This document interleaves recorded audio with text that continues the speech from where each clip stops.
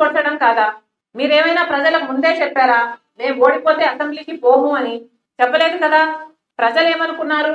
మిమ్మల్ని గెలిపిస్తే వాళ్ళని అసెంబ్లీలో మీరు రిప్రజెంట్ చేస్తారు అని కదా వాళ్ళు అనుకున్నారు. మరి అలాంటప్పుడు మీరు ఇప్పుడు అసెంబ్లీకి వెళ్ళకపోతే మీరు ప్రజలను మోసం చేసినట్టు కాదా? మీకు ఏ హక్కు ఉందండి మేము అసెంబ్లీకి వెళ్ళము అని చెప్పడానికి? జగన్మోహన్ రెడ్డి గారి అంటే అహంకారం అనుకోవచ్చు. మీ అందరికీ ఏమైంది? ఒక్కొక్క నియోజకవర్గం నుంచి మిమ్మల్ని గెలిపించింది నియోజకవర్గంలో ఉన్న సమస్యల గురించి మీరు ఫ్లోర్ ఆఫ్ ది అసెంబ్లీలో మీరు మాట్లాడాలి అని కదా. మీరు అక్కడెక్కడో మాట్లాడతాం, మా ఇంట్లో మాట్లాడతాం, పక్కింట్లో మాట్లాడతాం అంటే ఏం అర్థం ఉందండి? మాట్లాడొద్దు అనటం లేదు, పోరాటాలు బయట చేయొద్దు అనటం లేదు, కానీ అసెంబ్లీ లో కూడా చేయాల్సిన అవసరం ఉంది కదా. ప్రజలు మీరు పంపించిందే మెంబర్స్ ఆఫ్ లెజిస్లేటివ్ అసెంబ్లీకి అయితే మీరు పోము అంటే ఎంత అజ్ఞానమో ఇది బయటపడుతుంది. మళ్ళీ చెప్తున్నాము, this is not right. YCP ఎమ్మెల్యేలకు కూడా చెప్తున్నాము, దిస్ ఇస్ అబ్సల్యూట్లీ రాంగ్. నిన్న బడ్జెట్ ప్రవేశపెడుతుంటే మీరు